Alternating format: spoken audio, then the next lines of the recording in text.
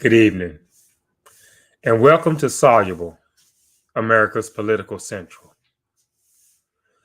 Tonight, we're going to continue a discussion, a part two discussion of fixing a fragile democracy, picking up from where we left off at on Tuesday evening. But before we get started, we'll start off by having a moment of silence. The world lost a great leader today. Queen Elizabeth of London, Great Britain, passed away today, sometime this afternoon, American time. So right now we'll have a moment of silence for the Queen.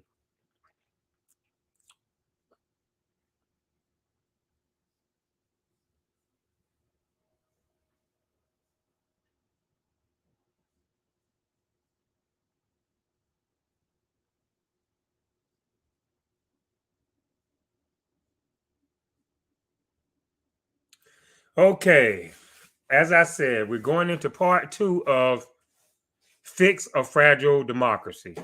Now, it's often been said that if it's not broke, don't try to fix it. But we know that the Republic and democracy as we know it took a serious breakdown, or had a serious breakdown, if you will, with the previous administration from the year 2017 up to the year 2020. A serious breakdown. And that has led to a very, very fragile democracy. Now, on previous broadcasts, I've given you, differences, and I always will. As I said, we're having an election. The midterms are fast approaching, and while most people's minds are made up, some may still be sitting on the fence. Earlier this year, inflation seemed to be going out of control. We seem to be heading into a recession. Gas prices were sky high, and now that's at that time, there was a call for President Biden not to run for a second term. He needed to step aside and let somebody else fulfill the role. Now, holy cow, how things have changed or begin to turn around. And so has the mindset when it comes to President Biden running for a second term in office. Now, I told you previously, with the Republican-led government, with Republicans back in the majority again, get ready for investigations. But with Democrats in charge, as they are now, we're dealing with a lot of legislation. And that's the stark contrast in between the two parties right now. Now, there was a time when Ronald Reagan Democrats, they legislated. They readily legislated. They tried to, do what was best for the country in spite of their biases or their hidden biases.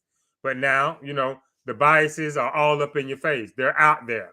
The previous president has made it the norm to put prejudice, bigotry, misogyny all up in your face.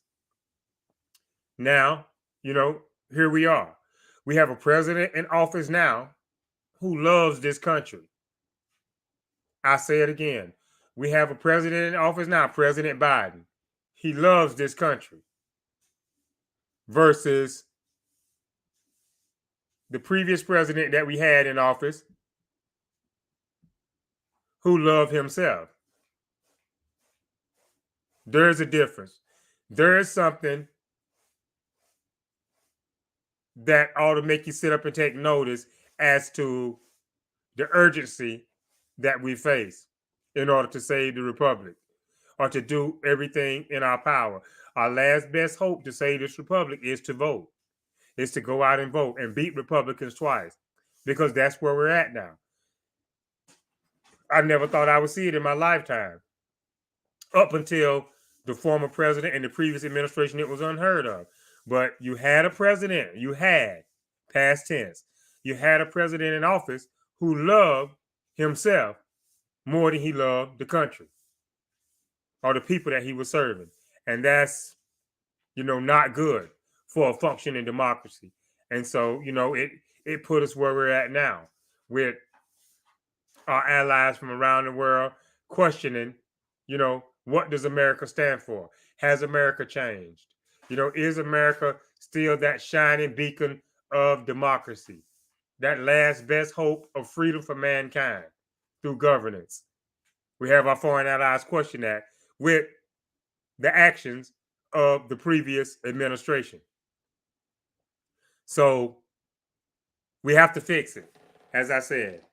And in part 2 of this podcast, Fix a Fragile Democracy, we're open for any suggestions, any input as to where do we go from here. But we know one thing for sure. We have a party in power now that is legislating on behalf of the American people. And as I told you, just a few qualities of a good leader: integrity, character. Those are just a few qualities of a good leader. And the Republicans are out of touch. They're out of touch right now. I mean, if they can't stand up for the truth, if they can't stand up to a man, one man in the party who tries to hide the truth, tries to take the truth and turn it around and say it's rigged, or that the truth is fake news, and they won't even stand up to him, what kind of leadership do we get from this party, from another Trump administration? What kind of leadership do we get when you have a party, as I said, and people in a party who won't stand up for the truth? What kind of leadership will that give us as a country? It's going to erode the trust that we built up over the years with our allies. With the previous administration, the previous president, that didn't matter. That didn't matter. We have a functioning democracy, and we had a previous president who was only concerned about being king for a day or king for 4 years, King Trump. And that's not what this country is about. So, as I've said before, to fix a fragile democracy, what is the solution? It may seem hard because of all the back and forth, all the false information that's going on, all the lies that's being stirred up. People don't know what's the truth from what's the lie. This has been ginned up by the Republican Party. They love misinformation. They love misinformation because if they can trick you up enough, then you'll vote for them versus the candidate on the left who they've torn down through personal attacks or false innuendos, propaganda, if you will. Now, as I've said before, if you take a long, hard look at it, you'll notice that hardly ever do the Republicans attack their opponent, their political opponent, on their record. Hardly ever. Like right now, and it's not to say that President Biden has a stellar record. He was under a lot of controversy for the 1996 crime bill, which Negroes in America, including myself, held against him because it got a lot of people time in prison for a nonviolent offense. It got a lot of time in prison for people of color for a nonviolent offense, and that was the plan. So, as I said, there's no stellar record there. It's not to say that President Biden is holier than thou or faultless or that he gets everything right. But the one thing he tries to do when he does get it wrong is to consult with his advisors, those around him in his cabinet. He's willing to huddle up, if you will, to make it right, to find out, how I went wrong and what do I need to do to get it back on the right track. You didn't see that with the previous administration. You didn't see that. So at this point in time, coming from Soluble, it sounds so cliche. And I get that. It sounds cliche. But we're looking for a solution. And we're hammering home the point that to fix this fragile democracy, We have to come out in large numbers to vote because we've entered an era now and a time period in history that we've never seen before in America. I think the term they like to use is unprecedented. We've entered a time where it's unprecedented. Nothing like this has ever happened before, to the level of not wanting to concede, not calling your opponent to concede, and wishing them, all the best, and rallying behind the leader that America's chosen. That's one of the things that makes it so difficult and so dangerous, because we know that some of the things that can lead to a coup or the breakdown of democracy is one of the main things is a leader who doesn't want to accept political outcomes or wants to encourage violence to achieve a political outcome. And we've seen this. We've seen this in January the 6th. We've seen this leading up to the 2020 election. So January 6th wasn't a total mind-blowing surprise because the rhetoric was already there. The previous president was already starting to set up a controversy by, saying that the election was rigged and there was going to be all kind of shenanigans going on with early voting and stuff like that. I mean, and the bottom line is, the previous president, he knew that Joe Biden would give him a run for his money. He knew that he had messed up. He knew that it was going to be hard for him to get a second term. So instead of trying to govern in a different way, trying to, at the last minute, win over voters who might have been straying out of his corner, instead of trying to win these voters over with legislation, with press conferences, or whatever, this president just doubled down on a false notion that the election was going to be rigged, that there was going to be fraud at the ballot box. And nothing could have been further from the truth. I mean, the former president took it to court after court after court. If I'm not mistaken, 50 to 60 something odd courts. A lot of these, I'm not going to say the vast majority, but a lot of them were courts where there were Trump appointed federal judges. But democracy held. Because at the end of the day, no matter what kind of loyalty they might have felt toward the previous president, they had even a bigger and deeper loyalty towards the Constitution. But just to sum it up, in a nutshell, the president came with what he thought was evidence of a rigged election, of stuff in the ballot box, dead people voting, and the courts didn't see it. He couldn't make the case in the courts because he didn't have the evidence. He had a lot of people trying to stir it up. Sidney Powell, Rudy Giuliani, Supreme Court Judge Clarence Thomas' wife, Jenny.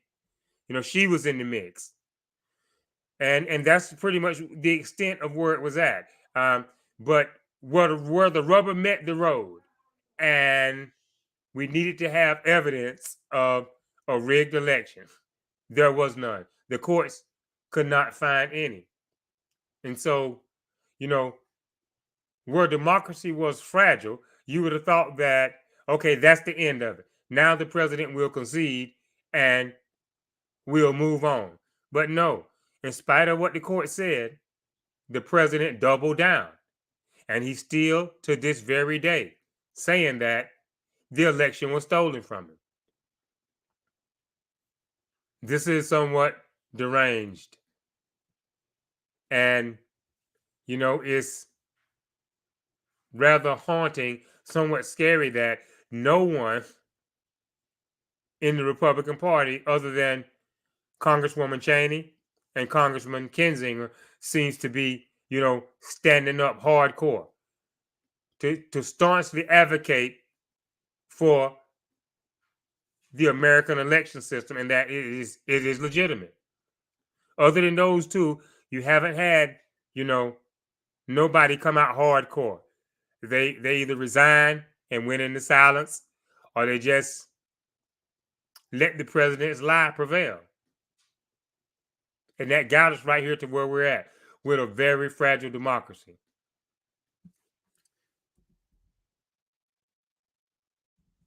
That got us where we're at right here now.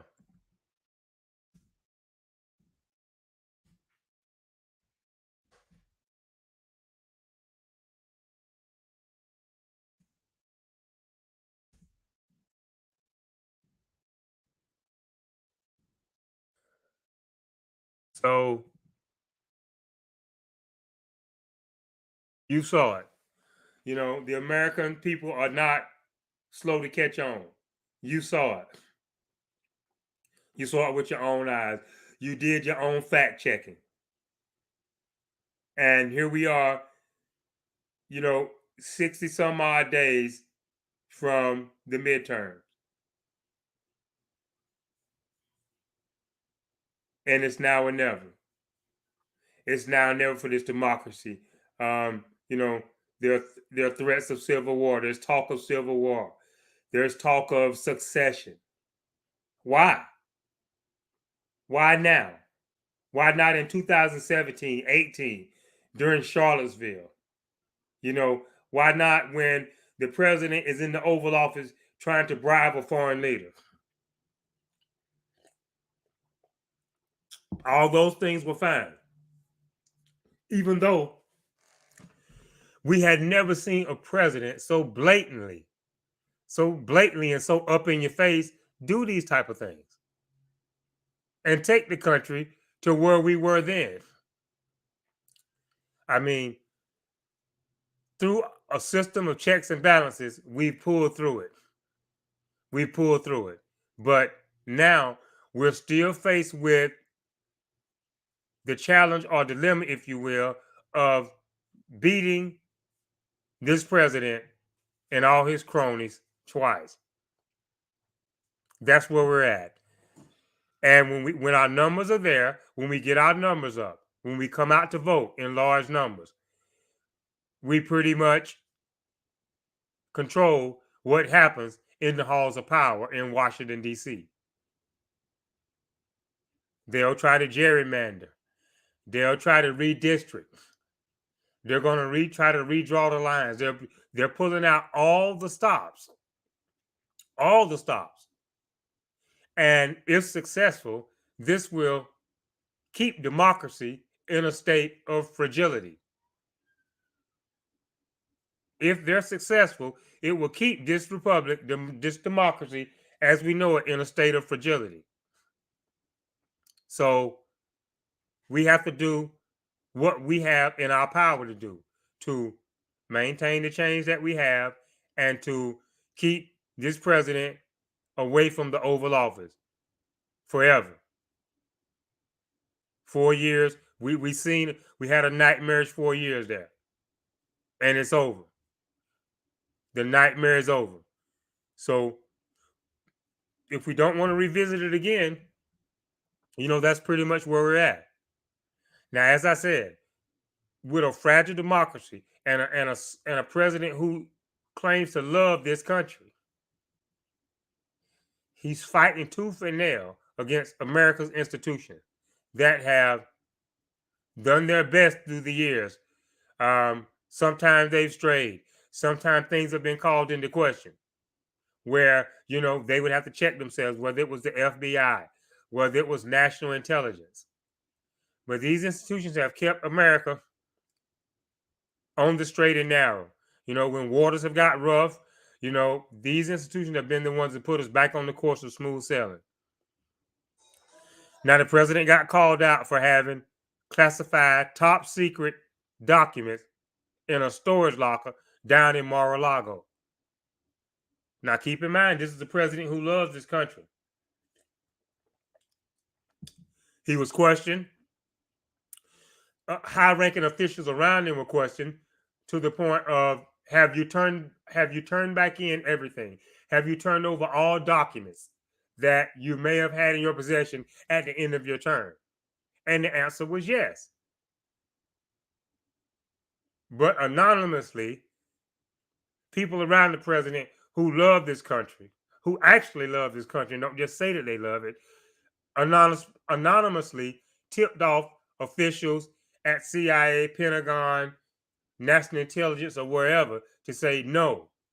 In fact, there are still classified documents down at Mar-a-Lago. So the FBI has no other choice now but to act. They have no other choice but to act because nobody is above the law. And that's good for a fragile democracy when there is one who thinks that he's king for a day or king for 4 years and that he can get away with anything, like standing in the middle of Fifth Avenue and shooting someone. It's imperative, it's very important for a functioning democracy that the FBI had to act. They had no other choice but to make the raid because this could compromise America's security.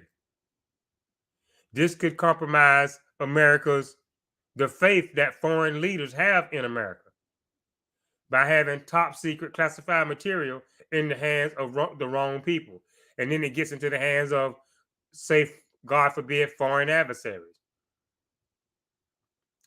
So to fix this fragile democracy, not only do we have to vote, but we have to actually be paying attention and get involved more than ever. We hear it soluble. We feel as if we've done our part because democracy is in a serious state of fragility. It's better now than it was, a year ago.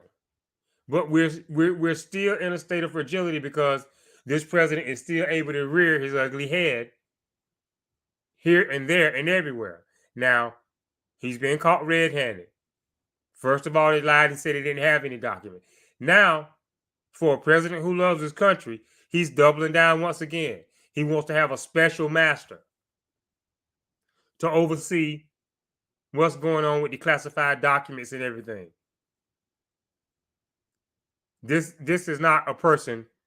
This does not reflect a person who loves his country, who loves America, who loves the Constitution, and has respect for the rule of law. We've seen it time and time again. We've seen it time and time again before he even got in the Oval Office, with his real estate holdings, with his bankruptcies, with his tax cheating. We've seen it time and time again. Now, the one thing that keeps this president powerful, popular, is his racist ideology. It's his bigoted agenda. This is what has rallied the 70-something odd MAGAites to his side, to his cause. Let's just be frank here. Out of all the deceit, the lying, the things that the previous president has done that was so unpresidential, the one thing, and we see now how powerful racism and bigotry is in this country, because those are the two things that he's exemplified, and that's the reason why he's so popular now. He's so popular now. But this is a double standard party. This is a double standard party. When they say lock Hillary up and start chanting lock her up about something, pertaining to emails, we know that, now looking back, we know there was never a serious threat. That's just the hatred, the bitterness that they like to stir up, that they like to use to divide, that they like to use to tear down a viable candidate. And this is what it is. I used to be a big fan of the No Spin Zone with Bill O'Reilly. I would tune in, and one of the main reasons why I was such a fan was because I wanted to see this no spin. I wanted to see this no spin, which is definitely in the Republican playbook. If you go in, if you studied it, if you watched over the years, spin is a big part of their playbook. So I was a fan of Bill O'Reilly and the no spin zone just to see if it would actually be true, where he had a show where there was no spin. I mean, he tried to keep it on the straight and narrow, but even O'Reilly spun for his party and for his party's cause when necessary. I seen him, have Democrats on the panel, have guest speakers on his show that were Democrat. He would cut them off. He would talk over them. When they tried to put out a valid point, he was ready to cut them off and go to a commercial.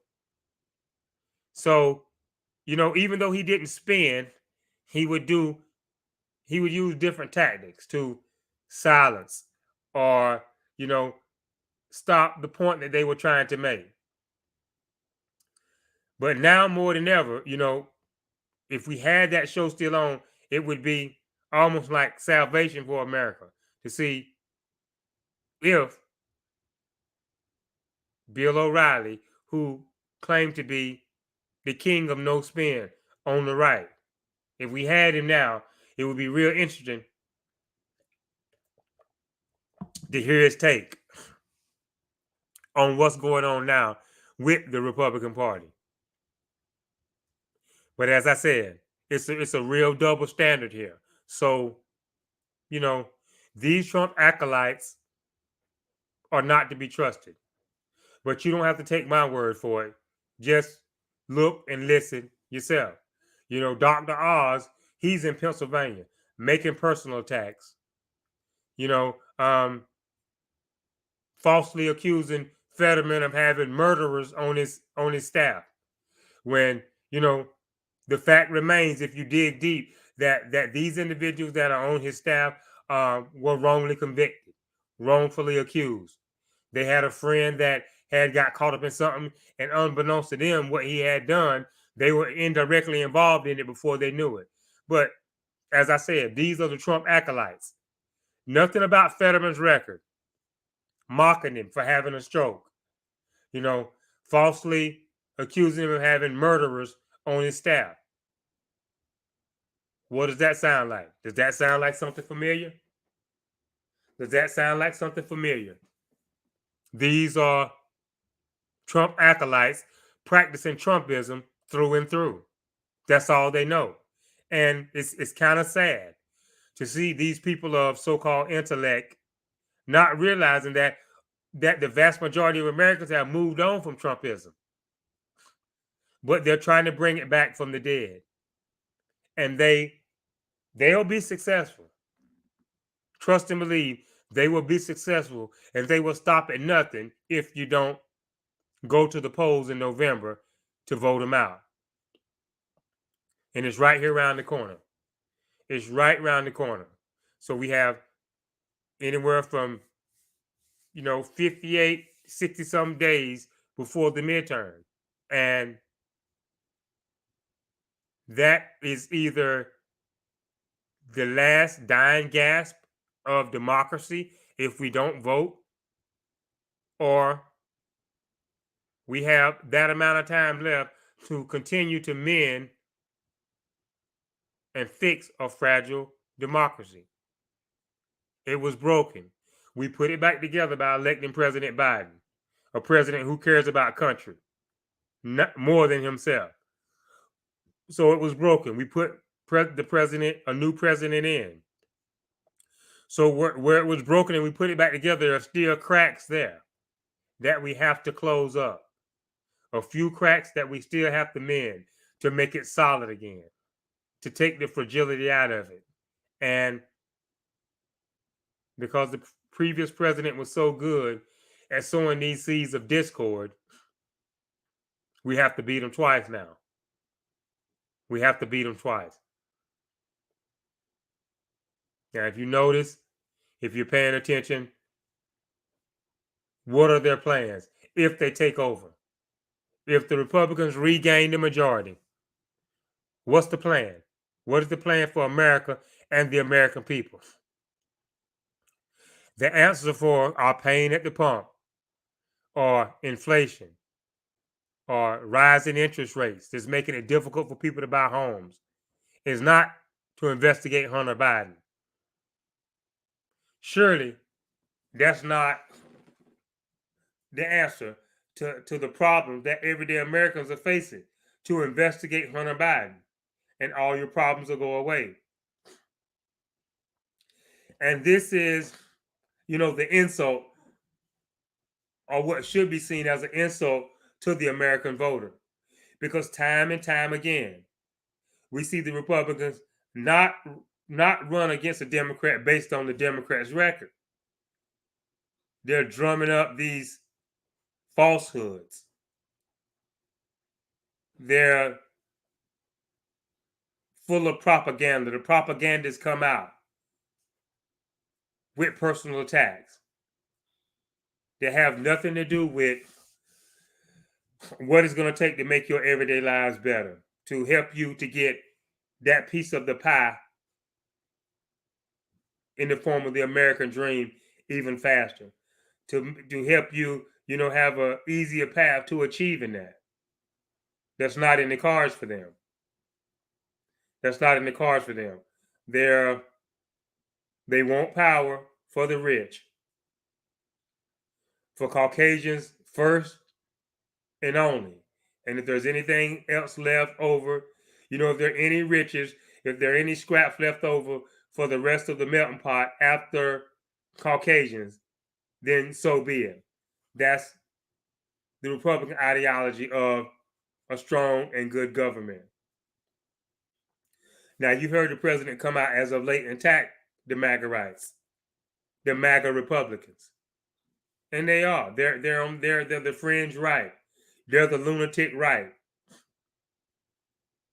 And they'll believe anything that the previous president tells them because of his racist beliefs and his racist words, his bigotry. That's what's won him the allegiance that he has today in America. There's plenty of room in this country, for all races. Plenty of room.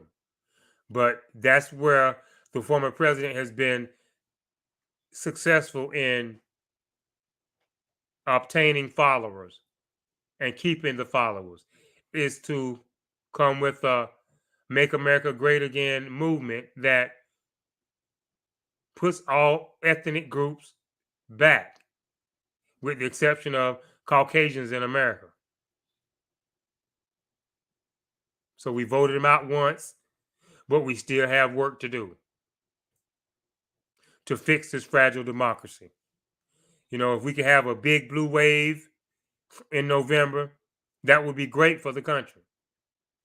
A big blue wave right now would be great for the country. President Biden hasn't attempted to stack the Supreme Court, in spite of some in his party and some on the left calling for him to do so. And here at Soluble, we totally agree with him. I mean, we shouldn't get down and wallow in the mire with our fellow Republicans. We should extend a hand to encourage them and help them up out of the mire. But we shouldn't go down in the mire and wallow down with them. So here we are. Here we are in the final hours of mending this democracy. Are we going to go backwards, back into the MAGA era, or are we going to continue to move forward with the president who puts country above all else? Let's fix this fragile democracy. Let's pay attention.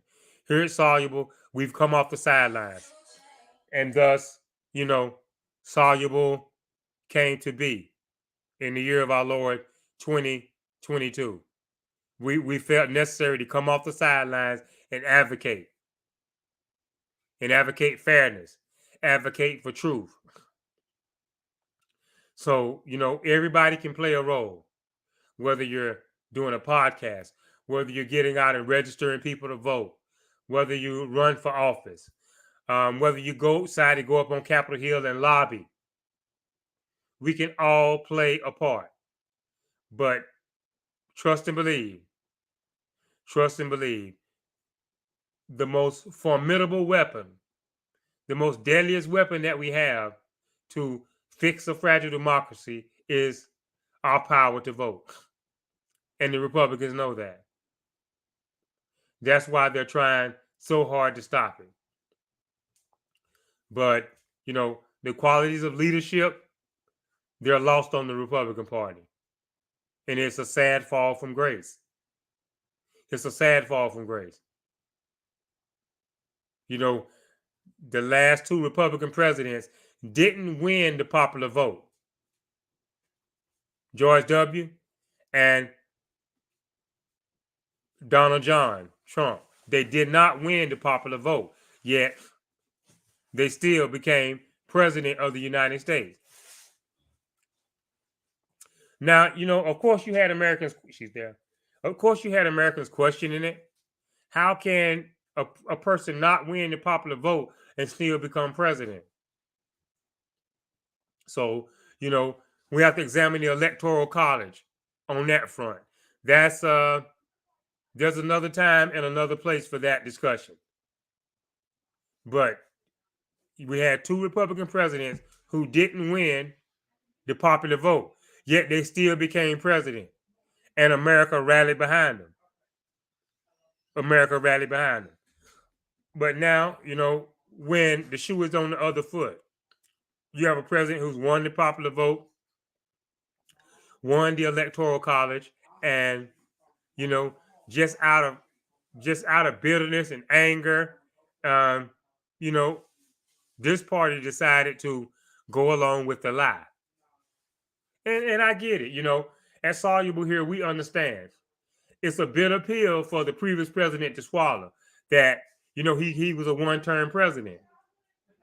And the president before him, who he loathed, who he liked to ridicule, and called into question his nationality, his birthright.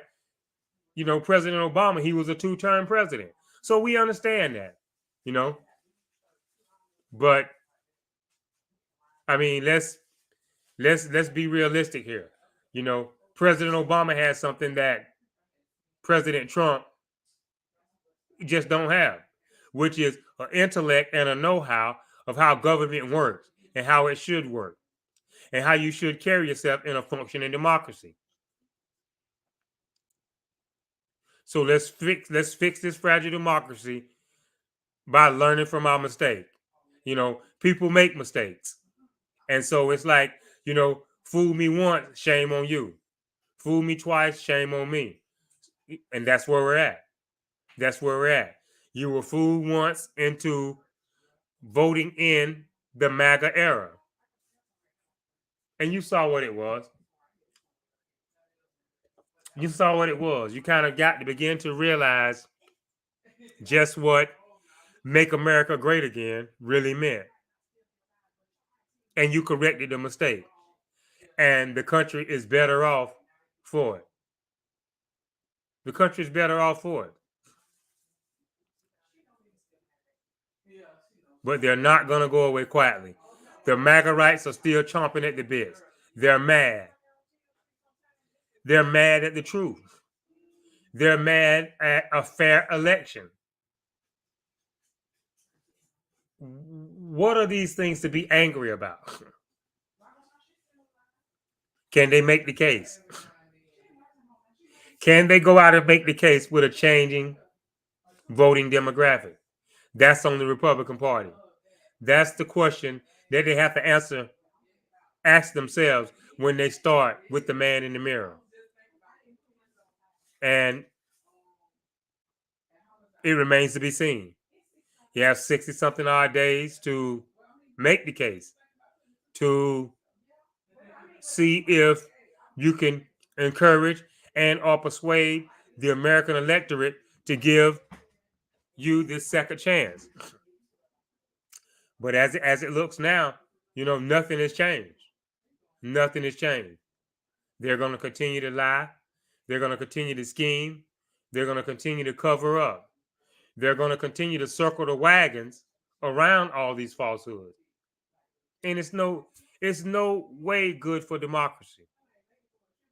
it's no way, shape, or form good for democracy. So the power is in your hands. The question is, what are you going to do with it? Are you going to exercise your power? Because if you don't, then you have nothing to say. You don't have a voice, because when you got a chance to use your voice and exercise your power, you chose not to.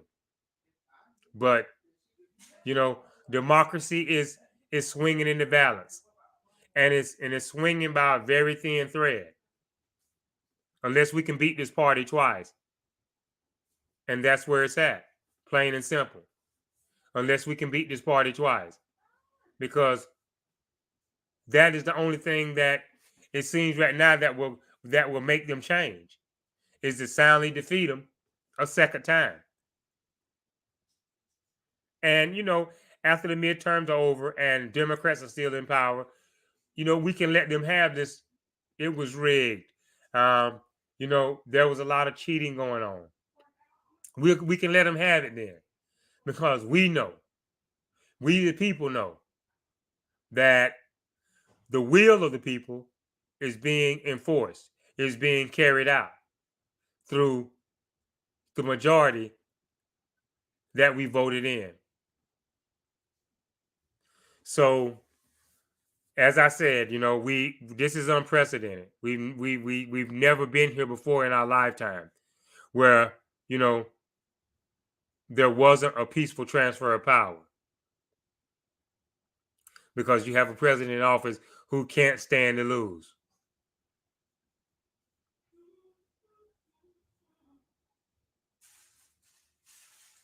It's made democracy, it's made it, weak. It's made it where it's not going to be able to withstand many more of these lies. And if we don't vote them out, who knows? Who knows where it will end up? But the world is watching, and they're depending on us as smart voters, informed voters, to fix this fragile democracy, where it can never fall into this state of fragility, this state of brokenness ever again. So we either going to learn from our mistake, or we're going to repeat the mistake again. And we all know the definition of stupidity. So we shouldn't want to experiment there. We shouldn't want to experiment there. Let's vote. Let's rock the vote like never before, and keep the MAGA rights in the minority where they should be. And history will judge. History will record this moment, this pivotal moment in democracy, this pivotal moment in this day and time for the Republic.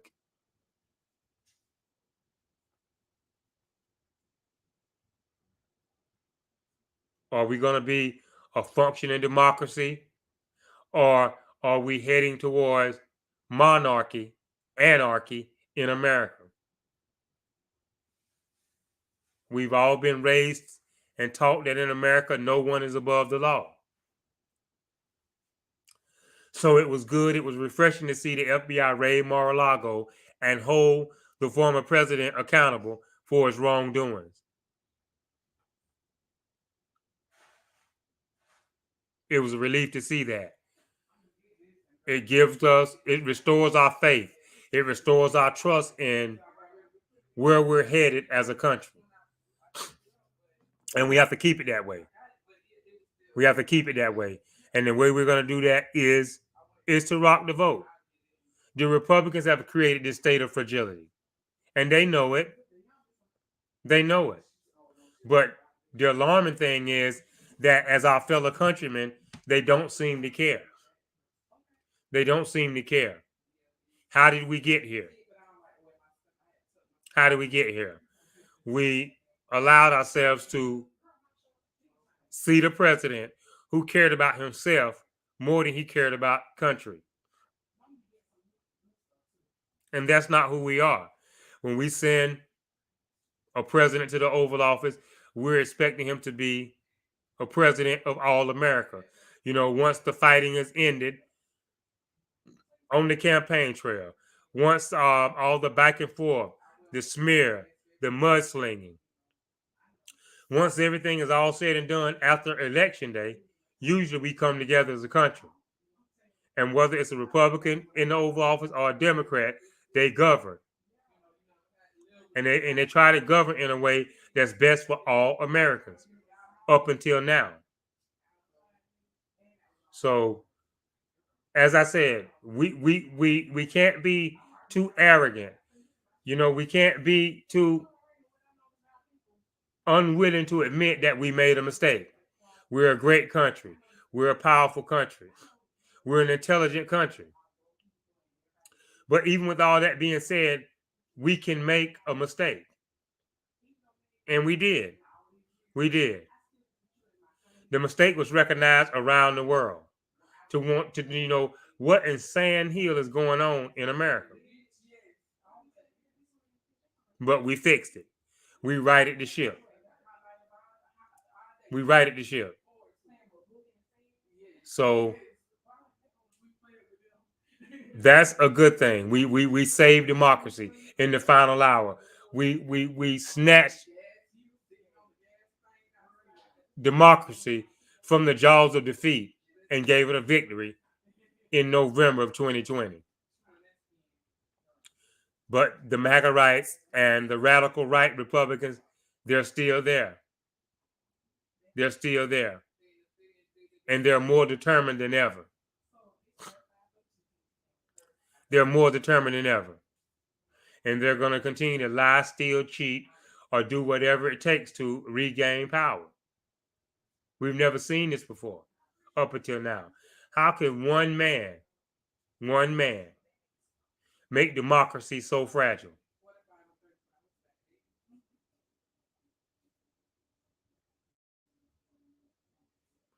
Let's give Congresswoman Cheney and Congressman Kinzinger the credit that's due to them. They are willing to stand up against their own party in seeing that where this country was headed.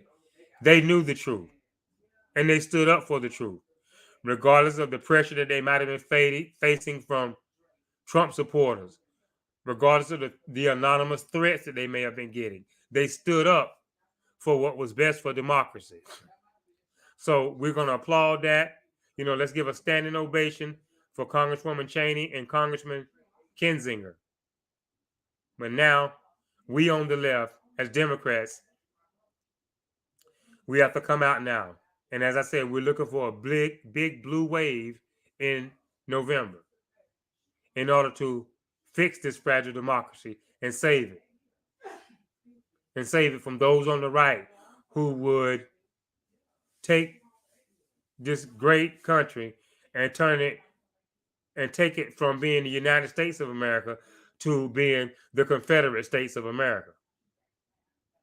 A time that we thought was long gone is still right at our doorstep, rearing its ugly head. So there you have it, folks, from a soluble point of view. To fix this fragile democracy, first and foremost, we have to vote. We have to make an informed vote.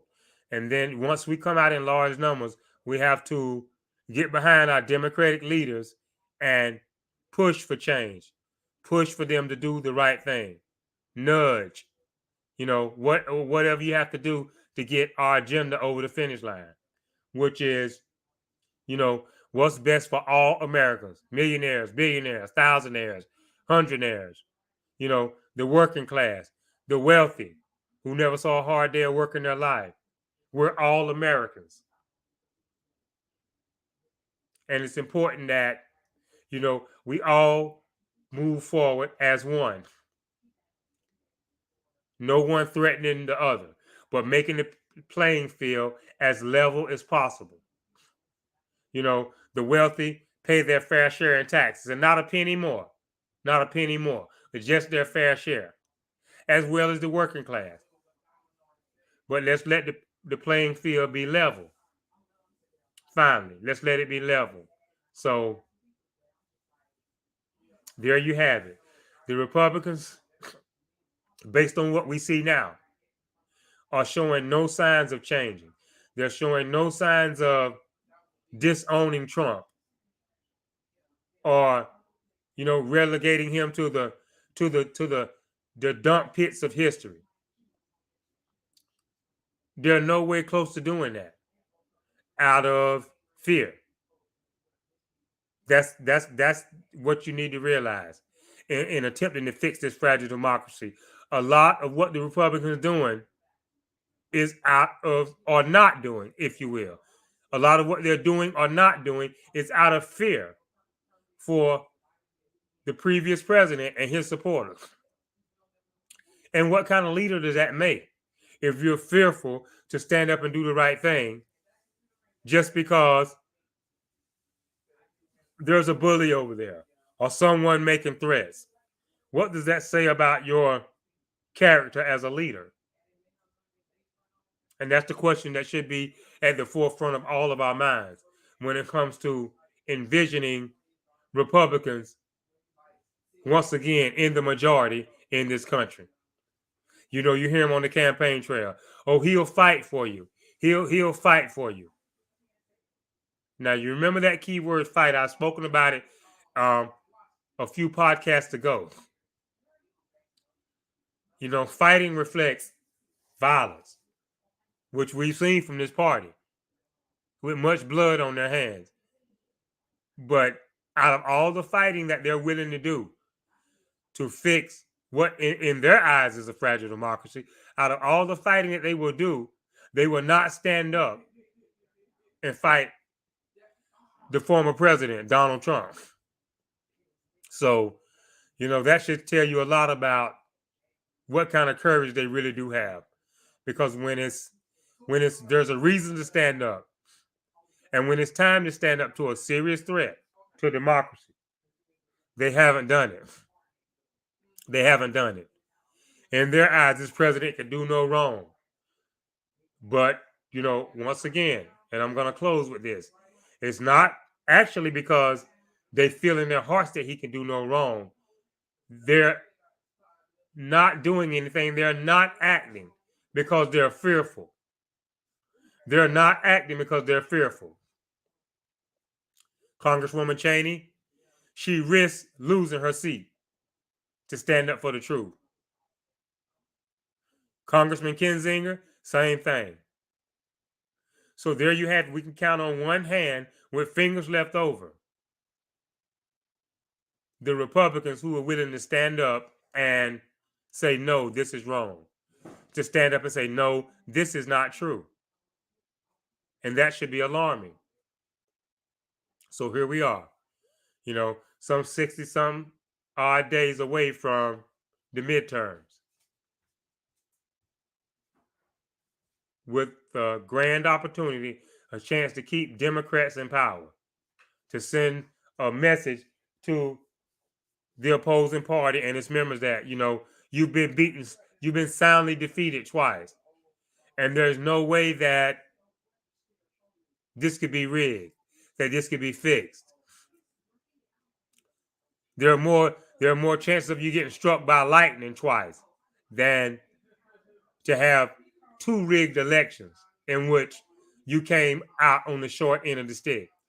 So that's why it's important that we beat them twice to fix this fragile democracy. So let's vote, let's stay informed, and let's keep encouraging and pushing our leaders and advocating for what's best for all Americans instead of 1-2% that's at the top, millionaires and billionaires, in the words of Bernie Sanders. All Americans, not just a few, but all Americans. So that's where it's at, folks. That's where it's at. We're in the final hours. The clock is ticking. If you want to keep things going the way they're going, back on the path to peaceful transfers of power, transparency in government, not feeling the need to rush home every day from work to see if democracy as we know it is over, which a lot of us did with the previous president. You remember those times, all the turmoil, all the upheaval, all the lies, all the uncertainty. So to fix this fragile democracy, to take away the threat to democracy, we have to vote. That's the only thing that's going to change it. Now, it may sound complicated, but it really is simple. It really is simple. Because as I said, it would be hard for this party or Republicans, period, to argue that they were cheated. The courts have already thrown it out once. Let's beat them again. If they take it to the courts, let the courts throw it out again for lack of evidence. And this will go a long ways in mending fences finally and closing this chapter on bringing in a reality show host / real estate guy and just inserting him into power in government and taking a wait and see approach if he will transform into something presidential. If he will take up the etiquette of a sitting president. We tried it. It didn't work. We made the mistake. We corrected it. So, with that being said, the last grasp of the last bit of fragility that we still see now, because this president is still the leader of the Republican Party, we can put it to bed permanently. We can put it to rest permanently by beating him twice. By beating him twice. And the way we do that is to rock the vote. So there you have it. I mean, I think at this particular time, we've touched on everything that we need to touch on as far as fixing this fragile democracy. You know, it is as simple as voting. And then once you voted in your candidate or your political choice, then, you know, there's still work to do because they can get in office and become relaxed. They could get in office and get amnesia, Democrat or Republican. So we're on the downhill side of it, and we're coasting right now.